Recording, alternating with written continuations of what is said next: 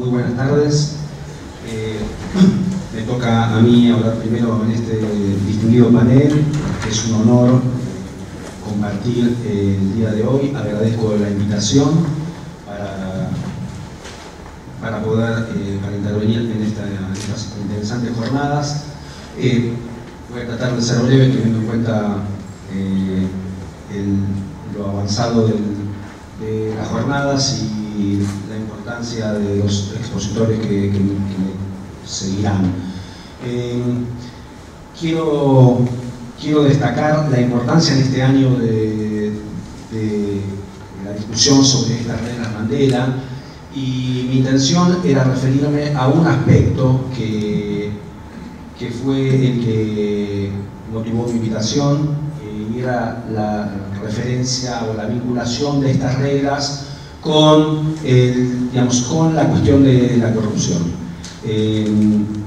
Concretamente, en qué medida estas reglas tienen conexión con la necesidad de prevenir el fenómeno de la corrupción, y en qué medida el fenómeno de la corrupción repercute en el tratamiento carcelario y en el funcionamiento del sistema carcelario.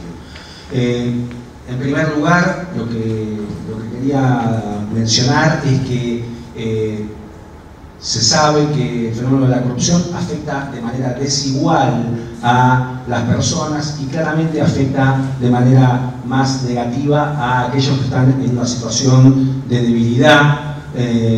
Y bueno, en el caso de aquellos que están privados de la libertad, este impacto negativo es particularmente mayor.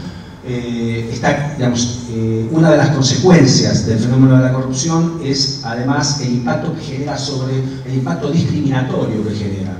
En ese sentido, las reglas hacen referencia a la necesidad de que se apliquen de manera igualitaria y sin discriminación.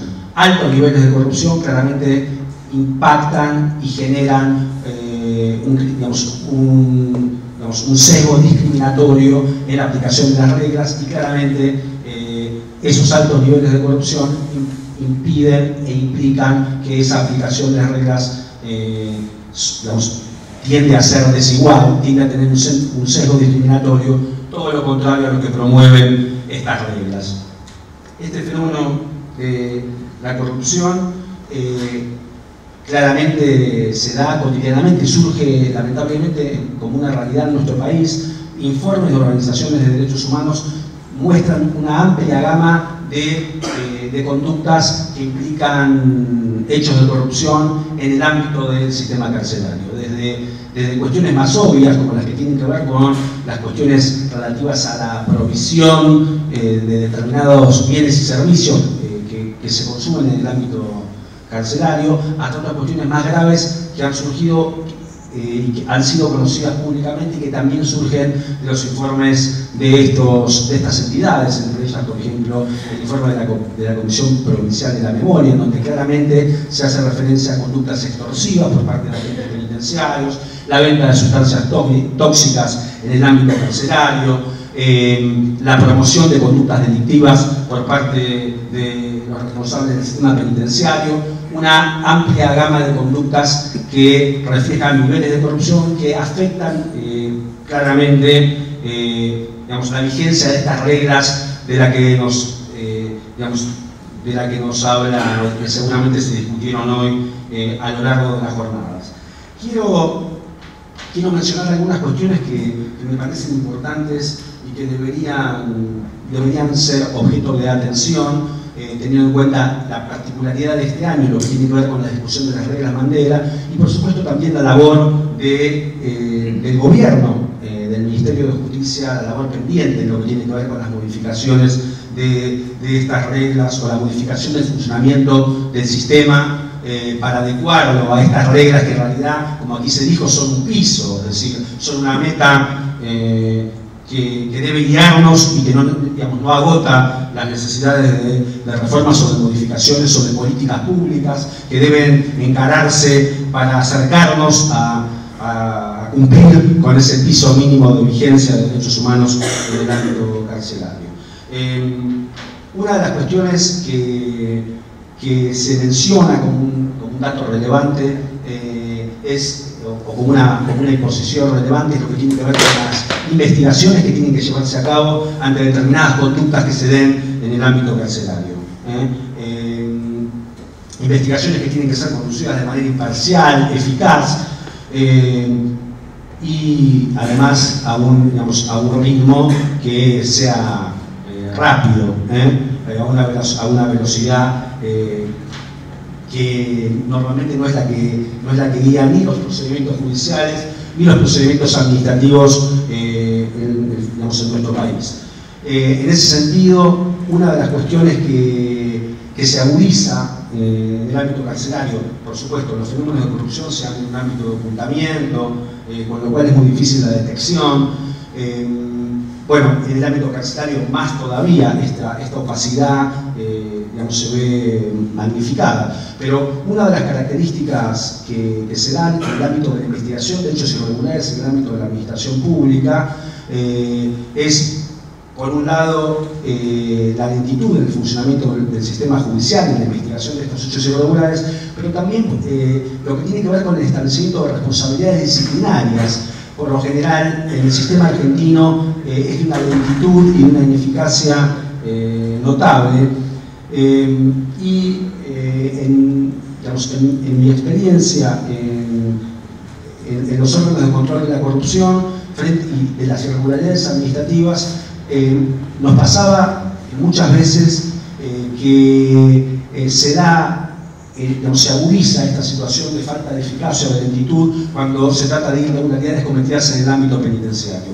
Particularmente no se da esa situación de imparcialidad en la investigación disciplinaria de estas irregularidades. Es decir, estamos hablando de torturas, de tratos crueles e inhumanos, no solamente de hechos de corrupción, y esas torturas deben ser investigadas no solamente en el ámbito judicial, sino también en el ámbito disciplinario. Y por lo general, esas investigaciones no llegan a buen puerto, lo cual, teniendo en cuenta estas reglas, debiera ser objeto de un análisis específico, encontrando una solución que permita que esas investigaciones disciplinarias, que muchas veces son las más importantes porque son aquellas en las cuales de manera inmediata se reúnen los elementos de prueba de esas irregularidades, sean llevadas a cabo con la suficiente imparcialidad para que esas investigaciones puedan avanzar. Por lo general se dan en el ámbito del propio sistema penitenciario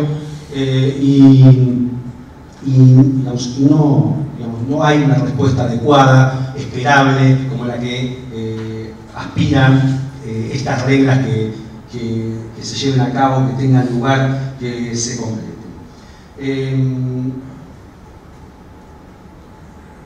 Este me parece un elemento importante, es decir, la necesidad de contemplar o regular de manera adecuada estas investigaciones que deben llevarse a cabo de manera rápida, de manera eficaz y de manera imparcial. Si hablamos de reglas, del vínculo entre estas reglas y lo que tiene que ver con la corrupción, las reglas Mandela también hacen referencia a otras cuestiones que están vinculadas, que por supuesto están pensadas no necesariamente para abordar el fenómeno de la corrupción, pero que también han generado una experiencia extendida y una biografía amplia en el ámbito de la lucha contra la corrupción y que se dan y que coinciden en lo que tiene que ver con otros objetivos a los que aspiran estas reglas. Por ejemplo, lo que tiene que ver con la selección del personal penitenciario, la necesidad de que esa selección se realice de manera objetiva, que tome en cuenta las cualidades y las calificaciones de estas personas y además las condiciones en las cuales se brinda o se presta su trabajo. Es decir, la necesidad de que, por ejemplo, las condiciones sean adecuadas y la remuneración sea adecuada e idónea y acorde al contexto y a las características de la tarea que se desarrolla.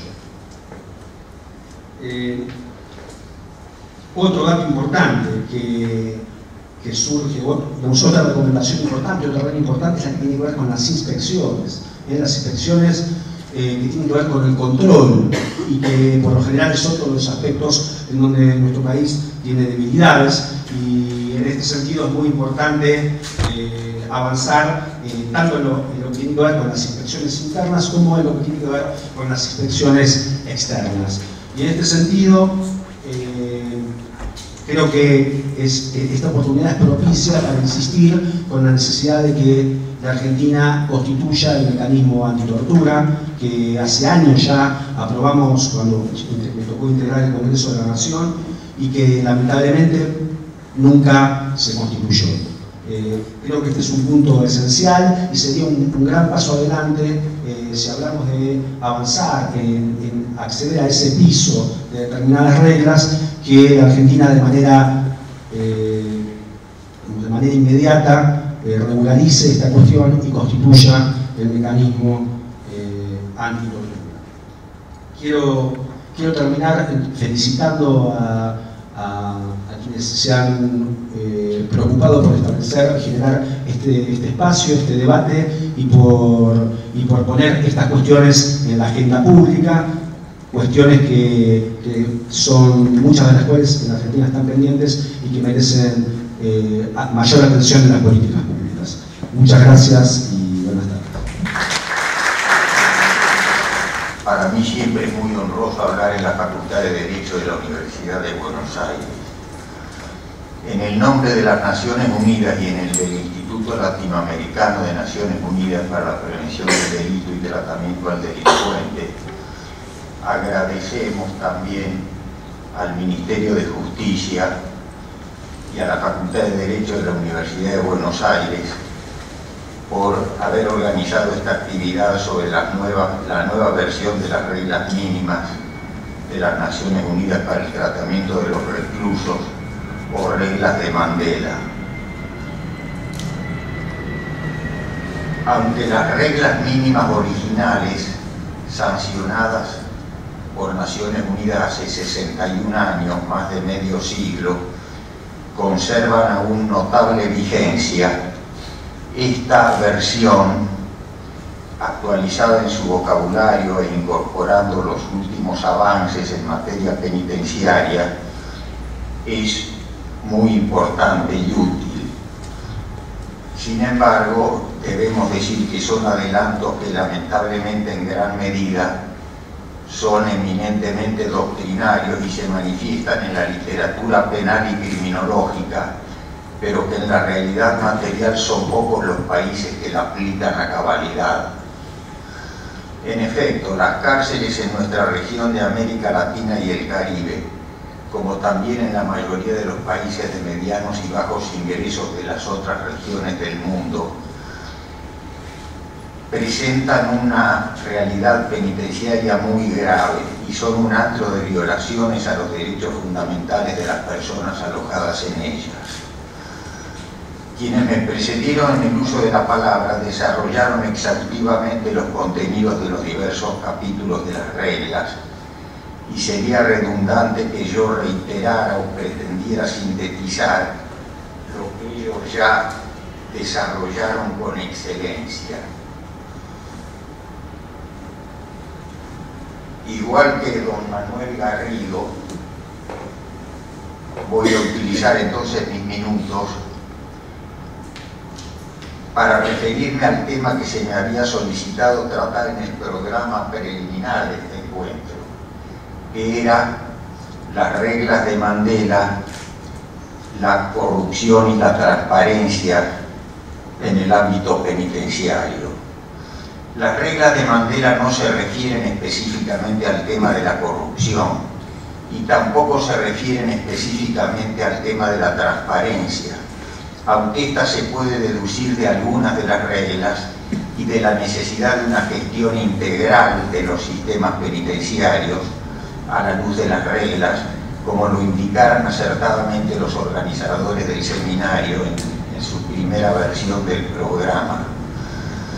El sistema penitenciario es la institución total por excelencia. Hay otras instituciones totales, pero la cárcel es sin duda la más total de las instituciones. Y por su naturaleza en las instituciones totales o cerradas pueden ocurrir y ocurren cosas horribles, entre otras actos de corrupción. Corrupción es un vocablo genérico que se refiere a muchas conductas diversas, aunque de similar naturaleza, que en el caso del sistema penitenciario van desde abrirle la puerta a un preso para que salga a robar de noche para un funcionario, pasando por el negocio del alquiler o venta de celdas u otros espacios al interior de la prisión, la venta de un dictamen favorable de una comisión de calificaciones necesario para un cambio de régimen en el sistema, hasta la coima para adjudicar el diseño, construcción y gestión de una cárcel privada. La realidad de estas actividades de corrupción en todos los países es muy similar. La principal vacuna para evitar o reducir el número de hechos de corrupción de tan diversa naturaleza es la transparencia, como acertadamente lo sugería el título que los organizadores pusieron al panel en el programa original. En nuestros frecuentes recorridos por las cárceles de la región y también de otras regiones del mundo, pudimos verificar esta verdad de perogrullo de que en los sistemas penitenciarios en los que hay más transparencia hay también menos violencia, menos hechos de corrupción y menos hechos indeseables en general.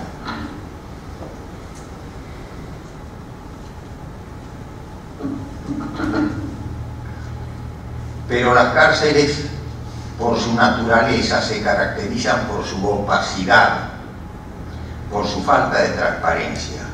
¿Cómo lograr entonces transparencia en las cárceles? En República Dominicana se ha venido haciendo una revolución penitenciaria en el mejor sentido de la palabra desde hace ya 12 años, con gran participación de la comunidad en la gestión de las prisiones, con gran transparencia y sin corrupción. El nuevo modelo de gestión penitenciaria de República Dominicana cumple a cabalidad con las reglas de Mandela, y el Ilano tuvo la suerte de participar y cooperar en la construcción de dicho modelo desde su origen hasta la actualidad. Una institución que ha sido muy importante para promover no solo la transparencia, sino también un sistema penitenciario sin violencia y en general promover la dignidad de las personas presas y de los funcionarios y funcionarias, ha sido el establecimiento de patronatos que cooperan con las autoridades del sistema.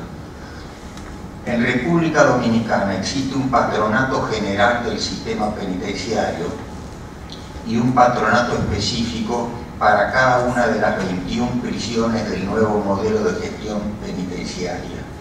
Quedan aún otras prisiones en el terreno del antiguo sistema, porque el cambio se ha ido haciendo paulatinamente. Los patronatos están integrados por 10 o 12 personas relevantes de la sociedad dominicana y de cada una de las comunidades del país en las que existen unidades penitenciarias. El patronato general del sistema está integrado, entre otras cosas, por el cardenal de la Iglesia Católica, por el presidente del organismo que nuclea las organizaciones de derechos humanos del país, por el propietario de la Coca-Cola de República Dominicana y por el empresario propietario de los principales medios audiovisuales de comunicación, de televisión y radios. Esto último es muy importante porque de esta manera los medios de comunicación no solo aparecen en los medios de comunicación las malas noticias, sino también las buenas, lo que es útil políticamente para poder continuar avanzando en la reforma. Los miembros de los respectivos patronatos tienen total acceso a las instituciones, a las instalaciones penitenciarias, se reúnen en la prisión que les corresponde y colaboran activa y permanentemente para asegurar su transparencia, su adecuado funcionamiento y mantenimiento. La excelencia del funcionamiento del sistema penitenciario hizo que Naciones Unidas destacara allí su centro de excelencia penitenciaria con una academia internacional penitenciaria. Otra modalidad que introdujo el sistema penitenciario específicamente para evitar la corrupción fue la no utilización de dinero al interior de las prisiones.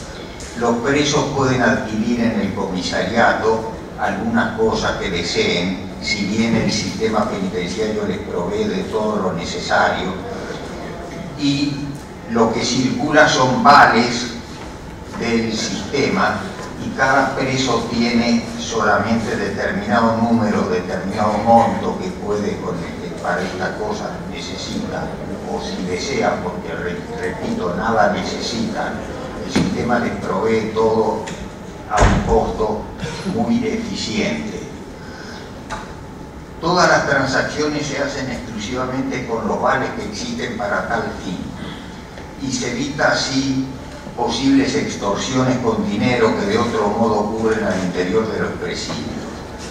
En la brevedad de estas palabras quisiera referirme a un tema importante en la actualidad para los sistemas penitenciarios, que tiene relación con el tema que venimos hablando, el tema de la privatización penitenciaria, tema que Lilanuda ha estudiado en los países de América Latina en los que se introdujeron prisiones privadas, y también se ha informado del estado de la cuestión en las otras regiones del mundo.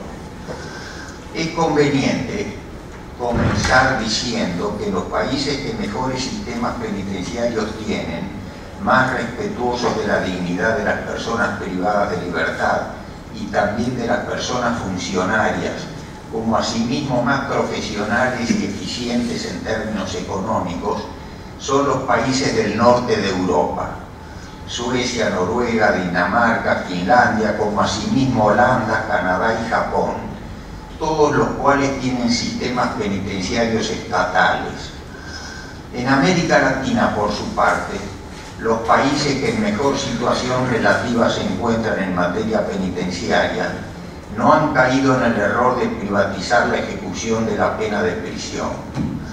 Así los casos de Costa Rica y República Dominicana, y también el caso de Argentina al que me referiré. La empresa privada ha venido participando en actos comerciales con los sistemas penitenciarios desde los orígenes de la pena de prisión. La controversia en este momento consiste en que algunas empresas transnacionales han descubierto la posibilidad de otros negocios lucrativos, realizando actividades comerciales de otra naturaleza que las que han existido hasta el momento. Actividades que implican sustituir en todo o en parte al Estado en su función de ejecutar la pena de prisión. Función que es propia del Estado y que no debe ser objeto de actividades comerciales que por su naturaleza persiguen lucro. Cabe recordar que la ejecución de la pena es una parte esencial y culminante de la función estatal de administrar justicia.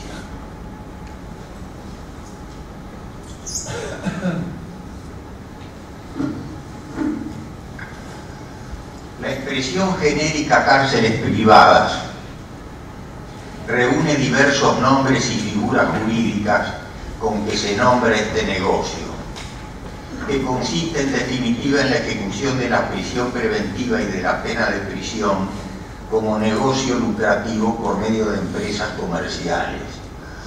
De hecho, como en otros ámbitos de la economía, en el mundo globalizado este negocio de las cárceles privadas se ha ido concentrando en 4 o 5 empresas transnacionales muy grandes que se asocian con empresas nacionales que se constituyen para tal fin en los países en los que este negocio se concreta.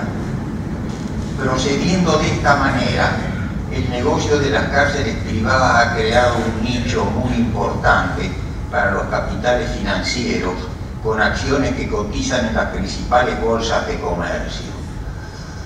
La principal razón por la cual la prisión preventiva y la pena de prisión no deben ejecutarse como negocio es la que acabamos de expresar. La justicia penal, y como parte de ella la ejecución de la prisión, es una función estatal indelegable, y ejecutarla como un negocio lucrativo es una grave distorsión que también ocasiona otros daños graves. Además de esta razón, que es la más importante, hay otras también importantes, razones de política criminal y razones económicas. Trataré en los próximos minutos de muy sintéticamente referirme a algunos de estos puntos. En materia de política criminal, las cárceles privadas producen las siguientes consecuencias. Introducir una cárcel privada en un sistema penitenciario que tiene varias o muchas unidades sobrepobladas y graves carencias materiales y de personal, como es la situación de los sistemas penitenciarios en los países de nuestra región, desde fines del siglo XX y en lo que va del presente siglo, crea una situación de privilegio para un pequeño grupo a un costo económico muy alto, al par que aumenta el deterioro del resto del sistema. Lo vamos a explicar con un ejemplo tipo. Los países X e Y hace un año construyeron su última cárcel.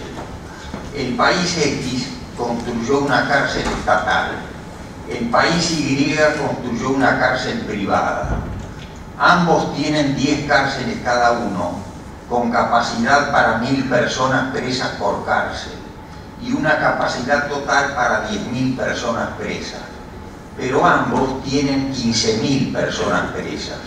O sea que ambos funcionan al 150% de su capacidad. El país X tiene 10 cárceles estatales.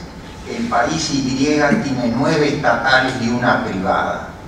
Veamos su situación en el cuadro que puse en pantalla. El país X tiene 10 presos, dijimos, 10 cárceles y 15.000 presos. Entonces tiene 1.500 presos en cada cárcel, todas prisiones estatales. El país Y tiene 9 cárceles estatales, pero la última que construyó es una cárcel privada, que no la construyó el Estado. Eso es una parte muy importante del negocio.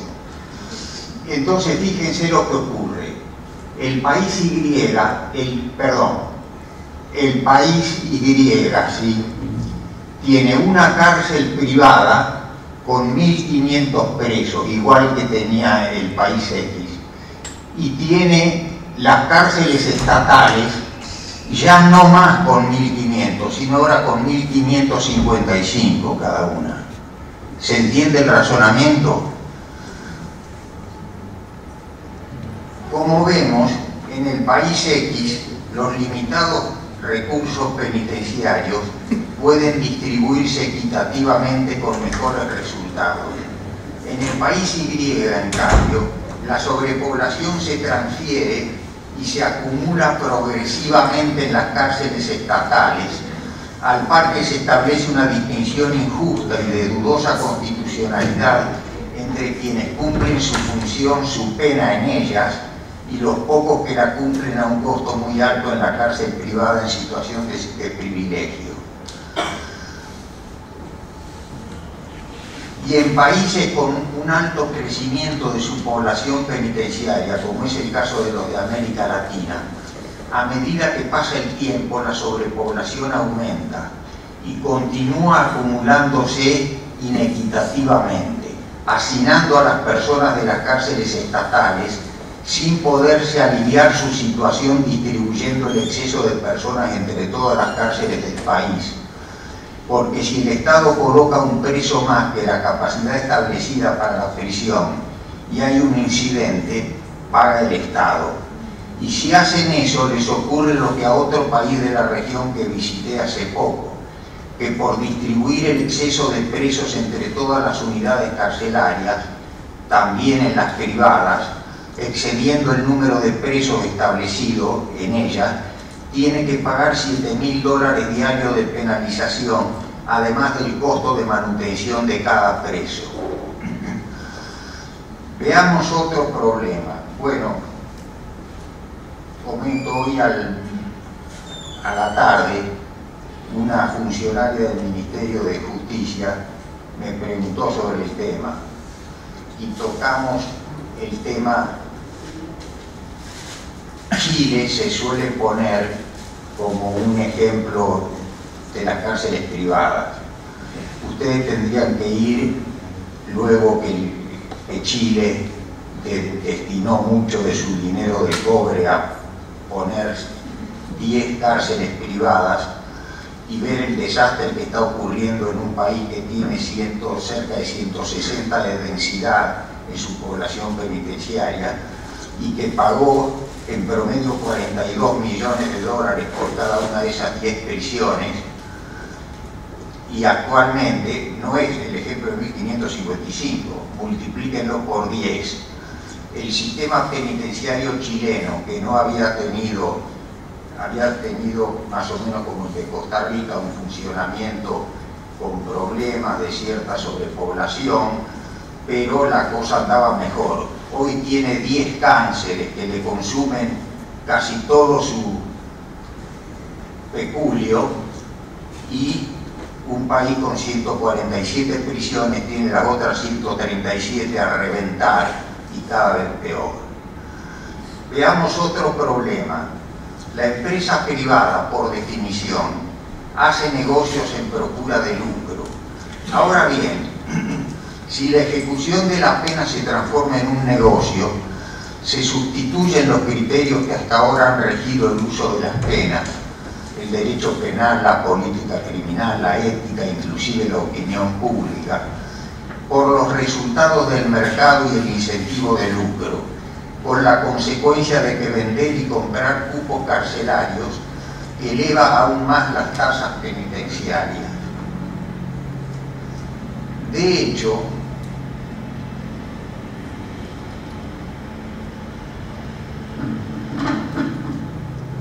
los países que tienen más tiempo en el negocio de la privatización de las prisiones y más prisiones privadas tienen también comparativamente las tasas más altas de presos. Estados Unidos,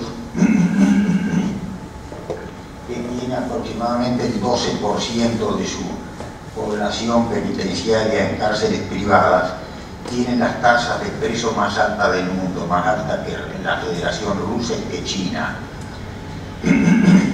Escocia, Inglaterra y Gales tienen las más altas dentro de su grupo de países de Europa Occidental. Por contraste, la República de Irlanda, que posee un buen sistema estatal, tiene tasas penitenciarias que son la mitad de la de sus países vecinos. Similar es el caso de Canadá confrontado con Estados Unidos de América, países fronterizos. La tasa de Canadá, que posee uno de los sistemas penitenciarios estatales mejores y más eficientes del mundo, es un séptimo de la de Estados Unidos, que posee numerosas cárceles privadas. En Canadá, el gobierno del estado de Ontario contrató una cárcel privada, haciendo el experimento, que entró a funcionar en el 2001. El mal resultado de la experiencia hizo que en el 2006 el gobierno tomara a su cargo la prisión y no renovara el contrato. Los extremos a los que se puede llegar cuando la ejecución de la pena se transforma en un negocio comercial son monstruosos. Uno de los casos más aberrantes fue el de los jueces Mark Chiavarella y Michael Conahan, que fueron acusados por el Ministerio Público en Pensilvania, Estados Unidos, por encarcelar cerca de 2.000 niños y niñas a cambio de $2.600.000 en coimas, recibidas de compañías pertenecientes al Mid-Atlantic Youth Services Corporation para ayudarlos a llenar sus cárceles privadas. Chiavarella y Conahan enviaban menores de edad a la cárcel por conductas tan triviales que algunas ni siquiera eran delito. Los jueces corruptos recibieron dinero no solo para aumentar el número de chicas y chicos condenados, sino también para cerrar otra prisión del sector público que competía con la de ellos.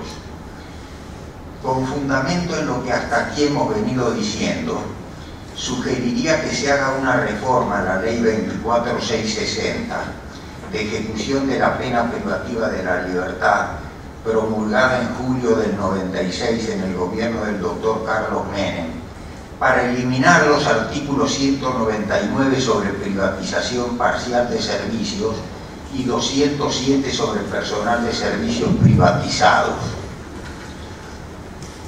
Terminaré mis palabras refiriéndome a algo que es positivo y elogiable en el caso de Argentina.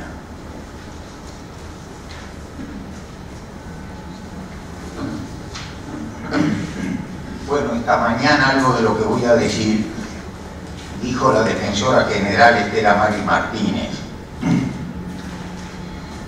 Todo sistema penitenciario, para funcionar adecuadamente, requiere espacio físico, terreno e instalaciones edilicias adecuadas y personal penitenciario adecuadamente seleccionado, capacitado y con estabilidad en su función.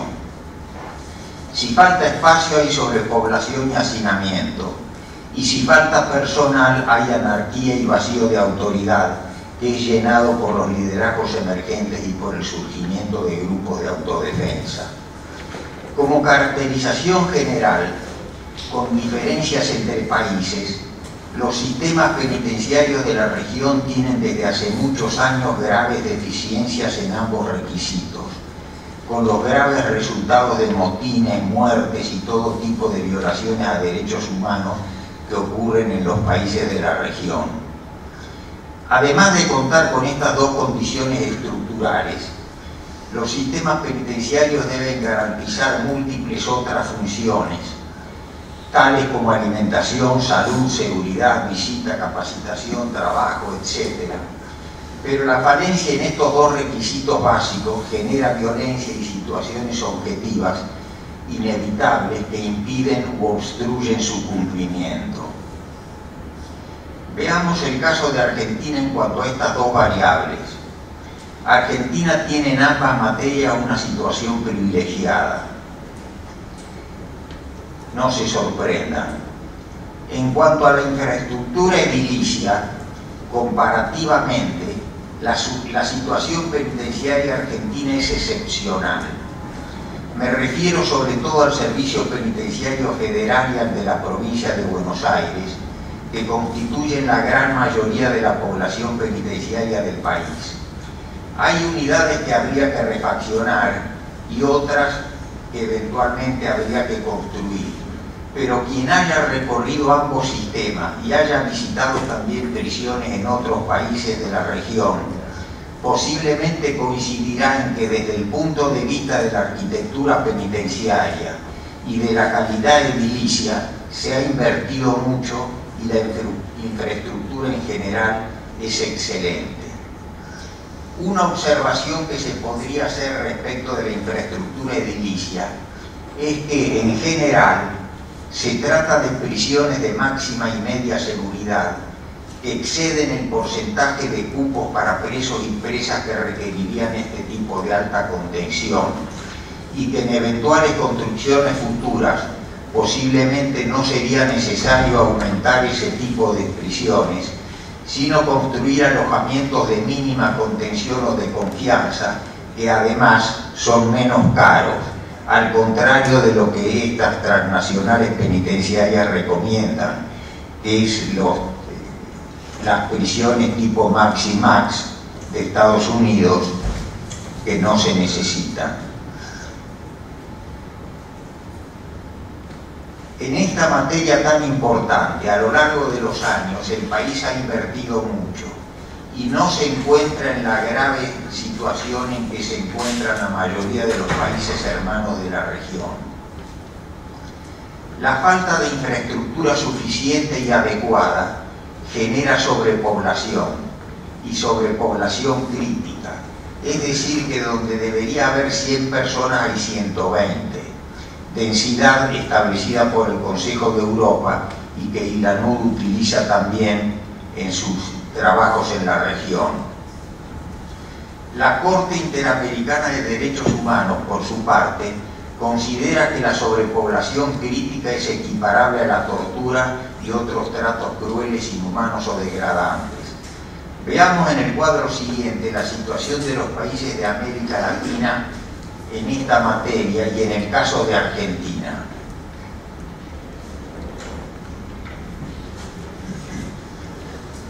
Bueno, lo que nos va a interesar en este caso es la columna de la derecha, que está en rojo.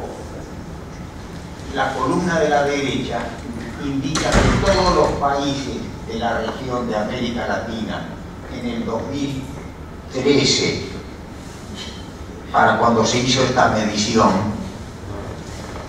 tenían y tienen hoy peor que en ese entonces densidades iguales o superiores al 120%.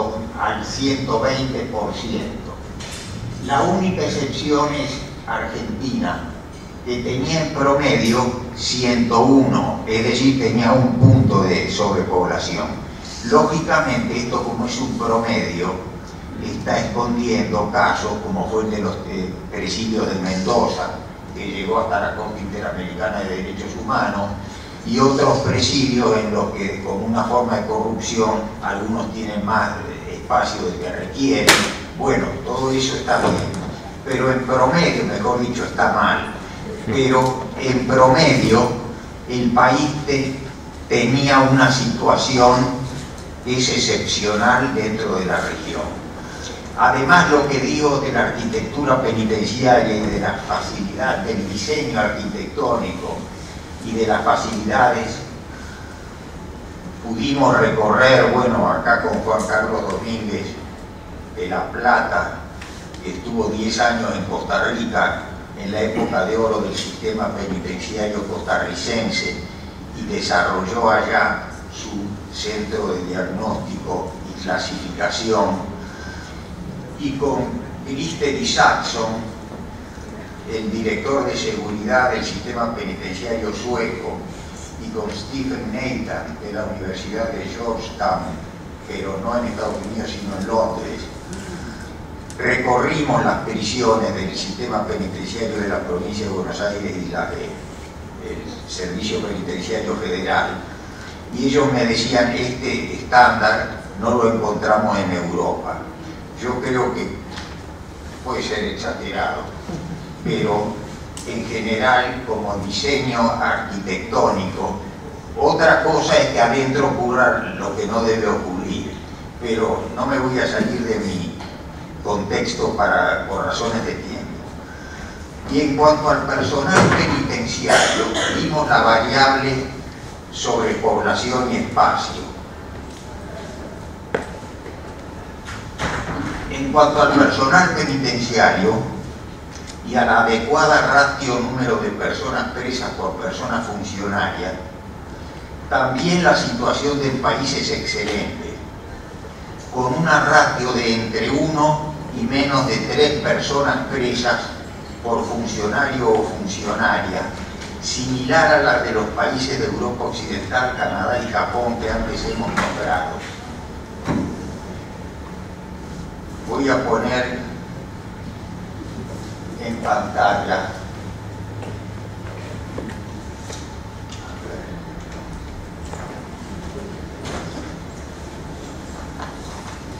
bueno, miren, hasta Montenegro, que viene a estar por aquí, perdón, ¿qué dice este título?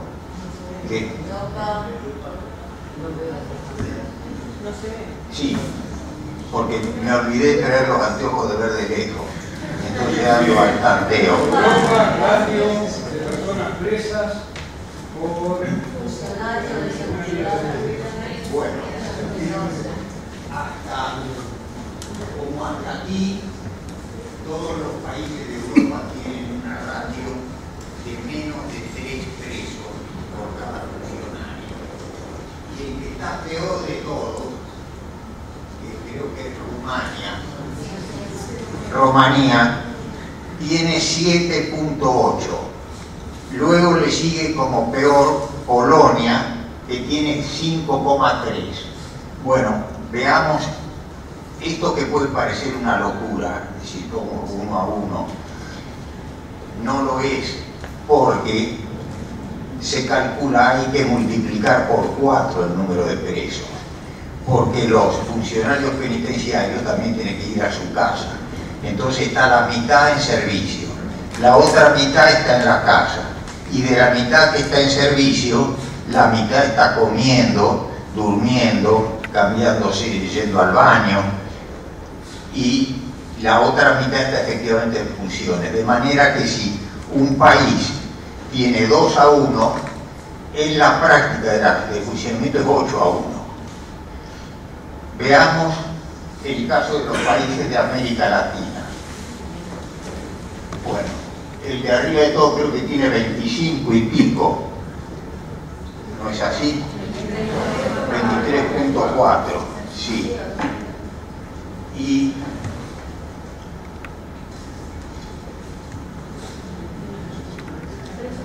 $23.4, bueno, vamos bajando, pero el resto, supongamos para la mitad, un país que tenga 8,8, digamos 9-1, en rigor es 36-1, ¿se entiende?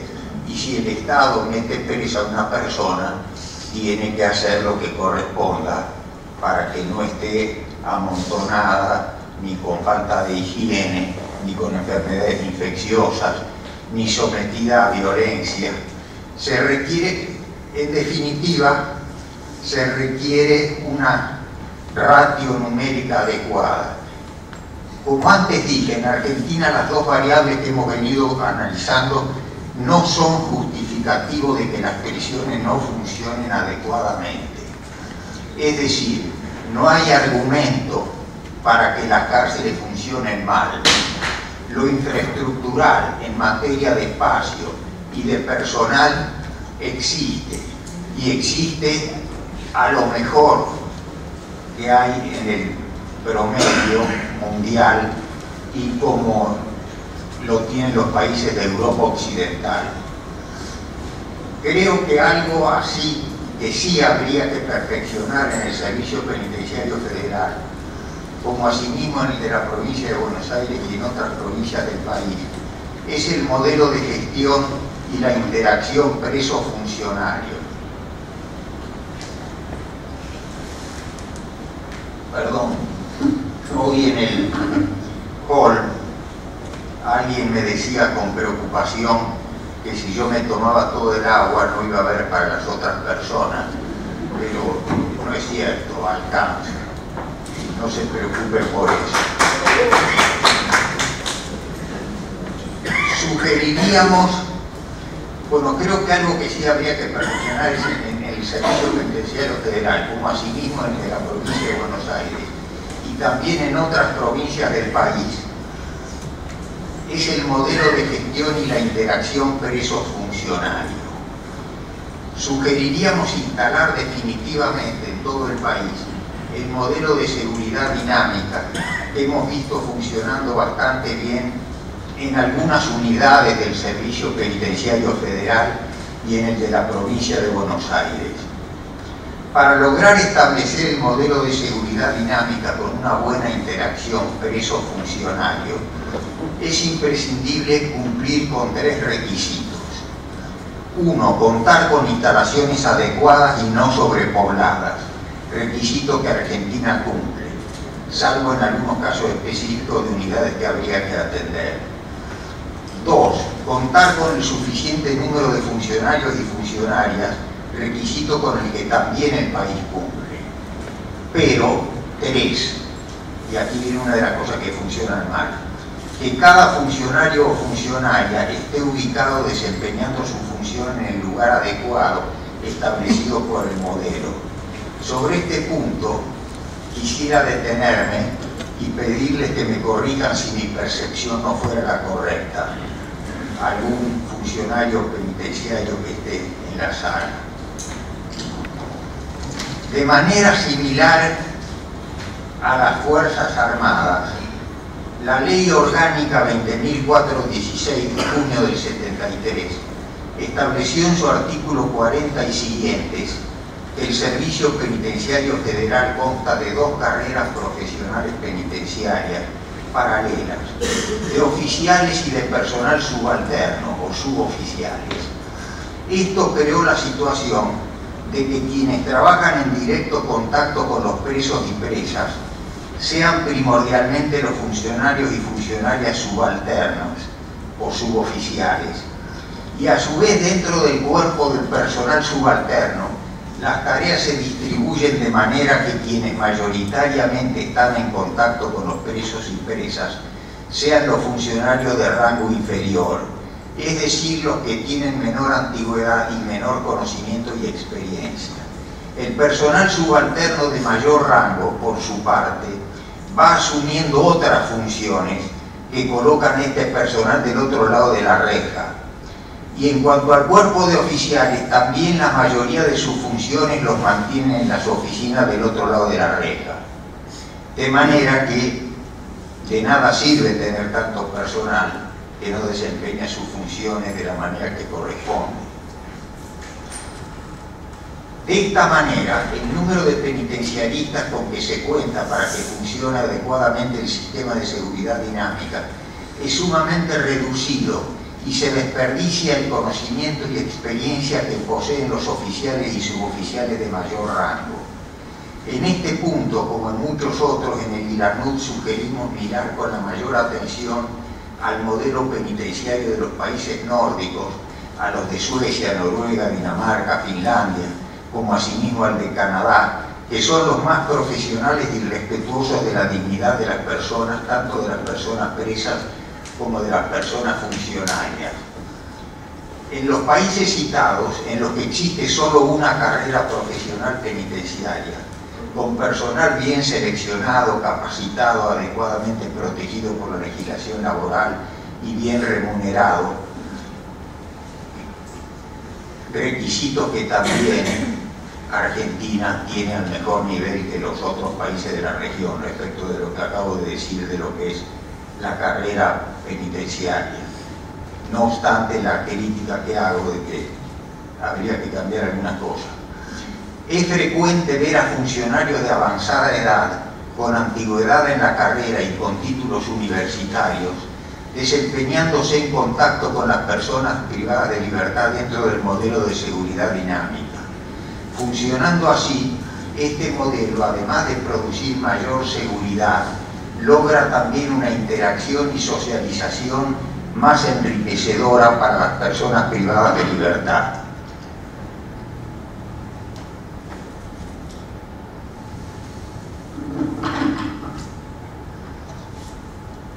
Funcionando así, decía este modelo, las cosas van bien. Una sugerencia para una futura legislación sería pensar en unificar los cuadros de oficiales y personal subalterno o suboficiales en una sola carrera profesional. Esto podría hacerse de manera gradual, estableciendo la nueva carrera a la que ingresarían los nuevos cadetes. Respecto de los suboficiales que ya están en carrera, también podría pensarse en un programa de capacitación en servicio para quienes reunieran los requisitos para ser escalafonados en la nueva carrera profesional. En fin, como vemos, el sistema penitenciario del país, y me refiero a los dos que tienen el mayor número de unidades penitenciarias y de presos y presas, está en una situación que quisieran estar México, Guatemala, Honduras, Perú, Bolivia, todos los países de la región. Eso es algo que el país fue haciendo y que existe. También hay ratio personal, número de presos adecuada. Y también hay muchos funcionarios honestos. Y también hay algunos deshonestos, como pasa en todas las materias, en todos los países. Pero mi recomendación sería esa. Todo el personal de oficiales y suboficiales, casi la mayoría, no están en interacción con los presos en seguridad dinámica, sino que están los presos enjaulados y los funcionarios del otro lado. Así no funciona la seguridad dinámica. En República Dominicana hemos colaborado y vimos esto funcionando desde hace 12 años. Y era un país, República Dominicana, que yo jamás hubiera pensado que en ese país podríamos hacer el cambio que deseábamos hacer. República Dominicana es uno de los 19 países de la región que tiene tasas de homicidio de más de 20 por 100.000 habitantes. Un país de machismo cuyo principal ingreso, Producto Interno Bruto, es la prostitución que exportan a otros países. Bueno, en ese país normalmente las cárceles son un espejo de lo que es la sociedad. Ellos lo pudieron hacer y lo están haciendo de una manera fantástica, sin créditos de deuda externa, con el dinero de la Procuraduría General de la República, que tiene a su cargo las penitenciarías. En fin, se puede hacer y Argentina está en la mejor de las situaciones para hacerlo. Agradezco nuevamente en el nombre del ILANU y en el mío propio al Ministerio de Justicia por la invitación a participar en esta importante actividad. Y en todas las materias de competencia del ILANU tiene la mayor disposición para cooperar con el país en todo lo que esté a nuestro alcance. Muchas gracias por haberme escuchado. Muchas gracias, es un honor, una satisfacción estar en este panel con dos integrantes de FUSTI que han expuesto con gran propiedad buena parte de la problemática que se discute, de manera que mi aporte en este caso va a ser bastante magro y mi exposición bastante sumaria, sobre todo en relación con la que acabamos de escuchar, que tiene un abordaje y un desarrollo muy científico. La mía va a ser más bien una mirada más impresionista, propia de la experiencia además recogida en un ámbito muy conflictivo desde el punto de vista penitenciario, como es el de la provincia de Buenos Aires, donde, como ustedes sabrán, desarrollé una gestión breve pero muy intensa, tratando de aportar desde la mirada judicial, de la mirada de un juez, a una realidad que desde el ámbito político suele tener soluciones o propuestas que no consultan la verdadera demanda del problema. Agradezco al Ministerio de Justicia, obviamente, por haberme invitado, y a la Facultad de Derecho de la Universidad de Buenos Aires, cuya directora de Relaciones Internacionales, Diana Español, conozco bien, dice de su calidad personal y profesional. La política penitenciaria, bueno, la penitencia o la sanción entendida como penitencia, ya etimológicamente reconduce a un concepto que está más vinculado a la reconversión, o a la conversión que a la sanción, el castigo. Aunque sabemos también que desde siempre, y no necesariamente con una linealidad histórica, ha habido tres grandes discursos legitimantes. Voy a hacer aquí una reducción un poquito brutal, que probablemente merezca la crítica de la profesora Lucila Randall, que me honra aquí con su presencia. Pero en la idea, digamos, desde el punto de vista penológico, se reconocen tres modelos con sus respectivas lógicas y con sus respectivos modos de indexación en punto a la respuesta punitiva. El modelo clásico, el modelo disciplinario, disciplinarista, y el modelo que yo he llamado, que algunos autores llaman neoliberal. Primero, como ustedes saben, la pena reconduce al hecho, a la culpabilidad como medida, como indicio de la sanción, la pena como castigo, desinteresándose del sujeto, el principio destinatario de la pena. El sistema disciplinario, con elementos correccionalistas que de algún modo nos rige, apunta más a la personalidad del autor, a una sanción normalizadora por vía del disciplinamiento sin eludir los elementos correccionales. Y hay esta otra lógica más moderna que se ha dado a llamar lógica de management criminal o lógica de riesgo criminógeno, donde el sujeto se vuelve más bien un cliente del sistema y donde hay una especie de devaluación ética, una sustitución del mensaje simbólico de la pena y a una consideración del preso como un cliente de un servicio que presta el Estado. Yo creo que estas lógicas hoy están cohabitando y justamente porque cohabitan y pugnan por tener un espacio dentro de la academia y dentro de la política criminal, hoy se presentan como un problema en el sentido más profundo del término. Es decir, en el lenguaje Foucaultiano, un problema o una problematización que siempre hace referencia a la elaboración o a la búsqueda de una respuesta que emerge en un momento dado y sobre un tema específico. La problematización, diría Foucault, se encarga de transformar un conjunto, y estoy citando textualmente, transformar un conjunto de dificultades en problemas a los cuales las diversas soluciones intentarán aportar una respuesta. Y aquí aparece, a mi modo de ver, después de una larga experiencia como juez, ya más de 40 años, y en la gestión política también, la gestión política particularmente vinculada con la sanción penal, aparece este divorcio, esta separación entre la realidad y los modelos. Hoy creo que es necesario reclamar y elaborar un criterio más pragmático, más realista, más razonable, porque como diría alguien también, hoy las doctrinas han entrado en un crepúsculo. El cuadro de situación que con detalle fino ha presentado el doctor Carranza es particularmente dramático en la provincia de Buenos Aires, donde me tocó actuar como ministro de Justicia. Voy a sintetizar mucho el cuadro de situación de crisis, porque aquí se ha hablado mucho de ello, y algunos factores que contribuyen a la acentuación o el agravamiento de esa crisis. Esto ha sido denunciado, no es una novedad, está en el informe del CES, está en el informe de la Comisión Provincial de Menores, hemos discutido largamente, y a pesar de, yo me he enterado de muchas de las cifras que el ILANUD, por vía de la exposición del doctor Carranza, ha manifestado, pero en realidad en la provincia misma las estadísticas no son confiables y suelen ser anacrónicas o fuera o incompletas.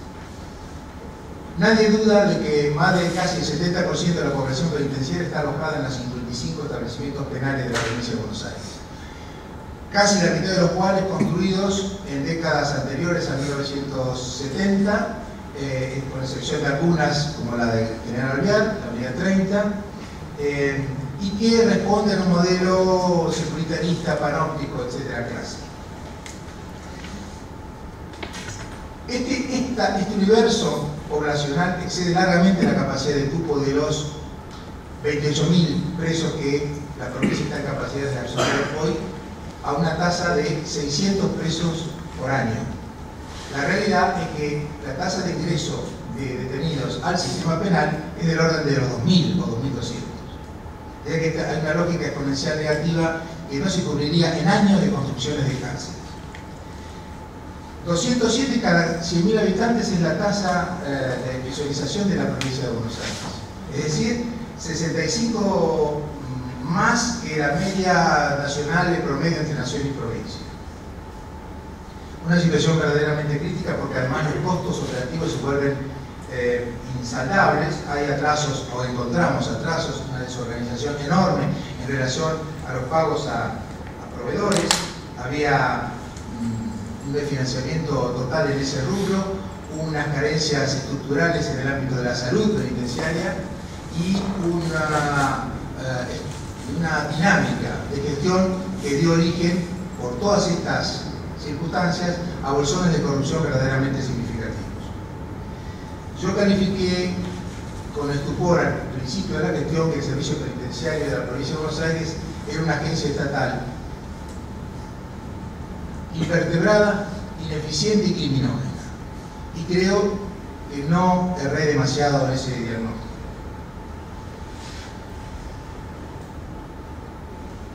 Las inadecuadas condiciones de detención las pude constatar personalmente en la mayoría de las unidades, y no hago aquí ningún análisis comparativo como el que ha hecho el doctor Carranza, porque seguramente en otros ámbitos estaremos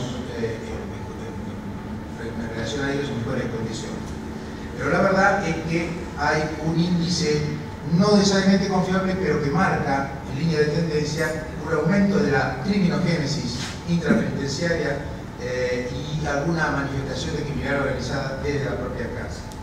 El servicio penitenciario de la provincia de Buenos Aires siempre ha sido, por lo menos en las últimas décadas, piensen que el decreto de organización administrativo, disciplinario, estructural, etcétera, del SPB es del año 80. Es un decreto del año 1980 y nunca tuvo una modificación. La primera modificación que se introdujo fue cuando se percutió el debate a partir de la triple fuga y de esa manera, siendo un hecho lamentable, posibilitó correr el velo de esta realidad y actuar en consecuencia. Y así aparecieron las primeras reformas que introdujimos y que ya tienen en algunos casos estado parlamentario en la legislatura de la provincia. Por ejemplo, lo relativo al control civil, de la participación civil, el control de las designaciones y ascensos, de todo el andamiaje administrativo y sobre todo de ciertos mecanismos de control como el asuntos internos y la inteligencia penitenciaria. No solo, y en eso coincido totalmente con la exposición del doctor Carranza, hay una necesidad imperativa de jerarquizar al personal penitenciario dotándole en primer lugar de una formación adecuada.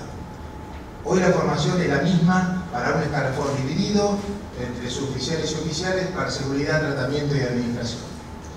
Una gestión moderna, una gestión profesional que no se limite solo a formar custodios de personas detenidas, sino garante del proceso de transformación de un sujeto privado de libertad, requiere mucho más que la instrucción militarizada, endogámica, opaca que hoy tiene el servicio penitenciario.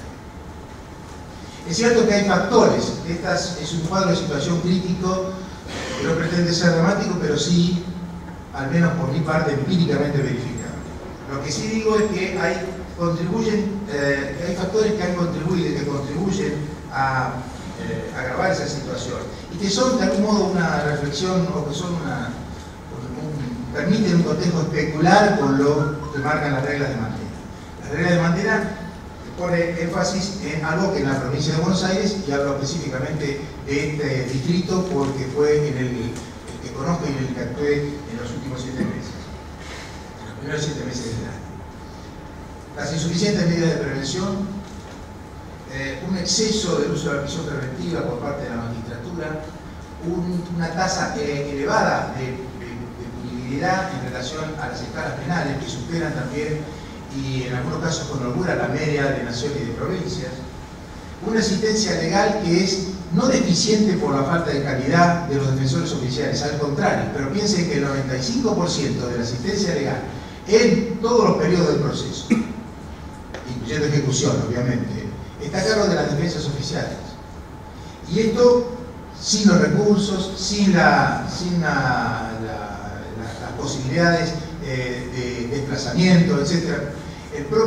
Y con las contingencias y dificultades que son propias, que son intrínsecas a esta dinámica de autogestión, que para mí es el eufemismo más perverso que he encontrado en el lenguaje político en estos temas.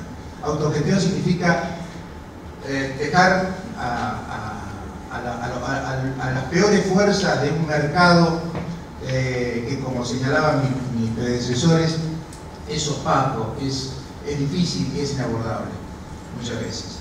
Entonces, los defensores tienen que esperar a que, y los tribunales también, que se desplacen los detenidos en vehículos que forman parte de un parque automotor diezmado y que encontramos en el orden del 70%. El 70% no funcionaba o estaba fuera de servicio. Todo esto se trató de reconducir a partir de cierta ilustración y la problematización en el ámbito político de todas estas cuestiones. No voy a abundar porque ya se ha hecho mención de esto, pero las deficiencias legales en materia de alternativas a la prisión preventiva, las dificultades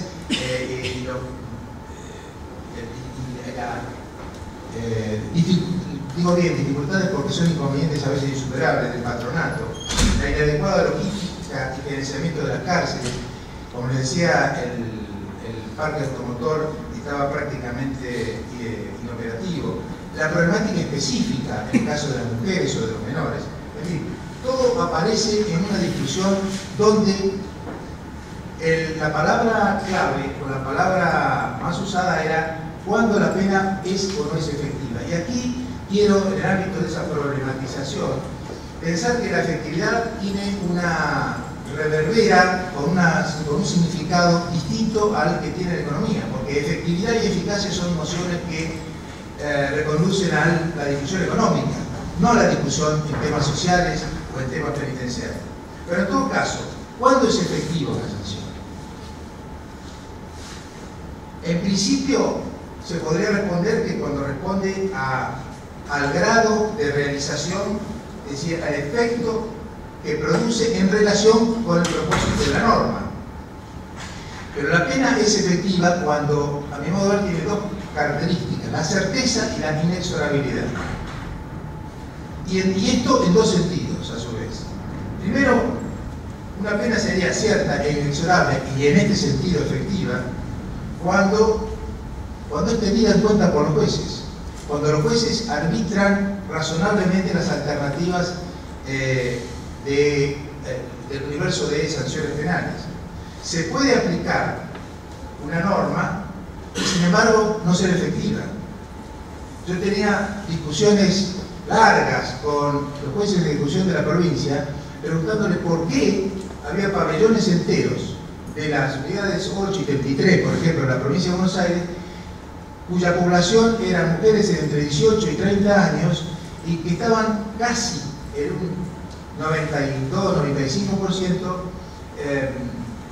detenidas por infracción al artículo 5C de la ley de drogas, es decir, por la problemática de las mulas, que requeriría a su vez un replanteo del orden legal de fondo. Me parece intrínsecamente injusto que aquella persona que es arriesgada física en su integridad, en su libertad y en su vida por un sujeto que la manda a vender o a traficar droga tenga ambas situaciones, una en una clara mayor vulnerabilidad, la misma amenaza penal en abstracto. Pero también una sanción es efectiva cuando, aún aplicada y a pesar de todo, no produce el efecto deseado. Será efectiva, dirían los economistas, pero no es eficaz, porque se carece de los recursos o, como se señalaba recién, de la decisión político-judicial de hacerlas, de actualizarlas, de ponerlas en acto.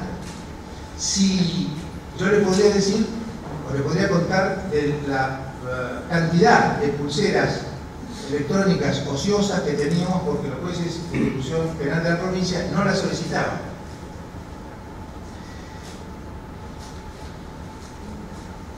Las reglas de Mandela, o las reglas Mandela, en mi modo de ver, y después de lo que he escuchado aquí, confirmo, ratifico, que son un factor percutiente, un factor importantísimo de la discusión de un nuevo paradigma, en el sentido de traspasar ese marco de discusión o de debate desde un sistema que se ha mostrado perimido y se ha mostrado anacrónico e ineficaz y que pone en cuestionamiento serio los mecanismos y las prácticas y dispositivos normalizadores, y vuelvo a utilizar aquí una categoría de Michel Foucault. Es imprescindible, y así lo planteé en su momento a la gobernadora de la provincia de Buenos Aires, quien manifestó su acuerdo y su decisión política en ese sentido, de ordenar una estrategia, un plan concreto, razonable, preciso y financiado. Crear alternativas a la pena de prisión y analizar la viabilidad incluso de un numerus clausus en la provincia de Buenos Aires, un límite más allá del cual sea imposible encarcelar fuera por violación de los estándares internacionales. De manera que la cárcel, el Estado salga de esa lógica reactiva, delito, pena privativa de libertad, y que la cárcel sea una última ratio, la última razón y el recurso más excepcional y extraordinario. Mandela diría que si esperamos las condiciones ideales, estas nunca se van a dar. En gran medida, lo que suceda durante los próximos años en esta materia y la vigencia de estos principios y de las consignas operativas de la normativa establecida en las reglas de Mandela serán también fundamentales para lograr un exitoso proceso de inclusión, particularmente en el periodo posterior a la liberación de los condenados. Si el gran Madiba estuviera aquí, seguramente nos alentaría a reconstruir y a refundar un sistema perimido y a dar el combate por la legalidad y por la organización de las penas. Muchas gracias.